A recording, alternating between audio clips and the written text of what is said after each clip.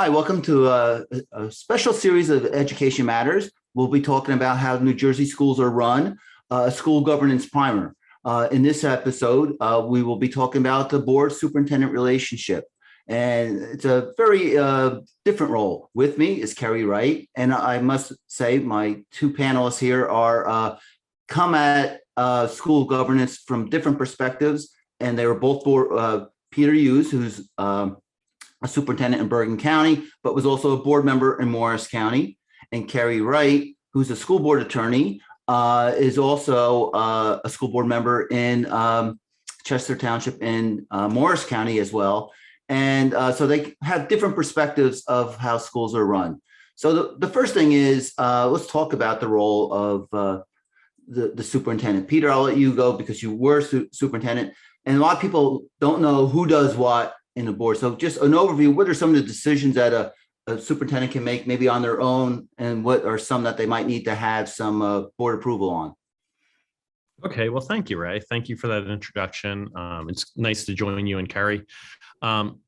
My role as a superintendent is really to be the head educational leader of the district.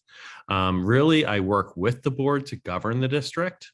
But our roles are very different. My responsibility is to run the day-to-day operation of the school, and the board's role is to make sure that the schools are well run. They supervise me. They are my immediate supervisors, but that doesn't mean that they control what happens in hiring, et cetera. They do have a say, but it's really a partnership. It's almost like a CEO and a board of a larger company. They're my advisory connection to the community. And they also help to define what we spend our money on in terms of approving my budgets. They also help determine policy, and they have to approve my recommendations for hires. So I work with my administrative team to make recommendations. They have the overall ability to approve those recommendations or not. So those are some of the powers of the board, and it's really a partnership. And that's what I hope we emphasize today, is that when you have a board and a superintendent that work well together, great things happen. Okay, Kerri, you have anything else to add to that? Maybe where the board's role is? I couldn't agree with Peter anymore. And first, thank you for having us, Ray, and for the kind introduction. I couldn't agree with Peter more. The board functions best when it has a good working relationship with the superintendent, and when it understands what its role is. And the board's role and individual board members, their role is really, I think I would sum it up as sort of policy and oversight. And it's not micromanaging oversight, and it isn't coming up from scratch with those policies. Oftentimes, board members get the policies from School Boards Association, and they may be able to tweak them or move them in specific directions, but they do that with the superintendent, and that partnership is very important. Before we go on, I probably should say, I said you were a school board attorney, and a lot of people may not even know what a school board attorney is and who hires you and who do you work for. The superintendent or the board. So just tell us briefly, and that some public maybe not even see a board attorney at a meeting. So tell us a little bit about the role of the board attorney. That's true. So every board has an attorney. Sometimes the public won't know that they have a board attorney, that they won't see them, because as a board attorney, I come to board meetings when I'm asked to come to board meetings. So for some boards of education, they want their board attorney at every meeting to make sure that they're doing everything appropriately and in accordance with the law. And some boards operate without having a board attorney there, and maybe I'll just come to a special meeting if there's a specific issue that comes up. But as you would expect, right? So first of all, let me make it clear, I'm the board attorney. That title is not superfluous. My client is the board. My ethical obligation is to the board. I work for the board. I don't work for individual board members, which sometimes is hard for board members to really understand. It is the collective whole. So I work for the majority of the board. That's my client, not the superintendent or the business administrator. Although oftentimes I work most closely with the superintendent or the business administrator, because the superintendent and the business administrator, and mostly the superintendent, are the ones making those individual day-to-day decisions, as Peter mentioned a few minutes ago.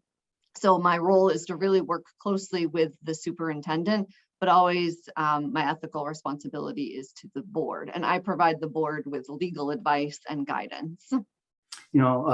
As you guys were talking about the team working together as a board and a superintendent, and then the administration, business administrator, we should include in that too. From my perspective, communication is one of the keys to making that relationship a good one. Peter, any tips on how to have a good relationship and communicate with each other? I think any relationship starts with honest and open communication. Don't hide things from your board. We're all on the same team. And similarly with the board attorney, it's important that we as superintendents and boards work cohesively as a team. And I think that is very helpful. So that's some of the advantages of creating a positive environment where we all feel connected.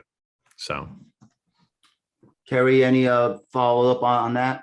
So that communication is very important. I think it's important for the board to individual members on the board too, to communicate any concerns that they may have. If members of the public come to them, their role is to come to the superintendent. So it's a two-way street, right? The superintendent needs to keep the board updated so that as a board member, I'm not surprised by something that happened in the schools and I find out about it in the ShopRite, right?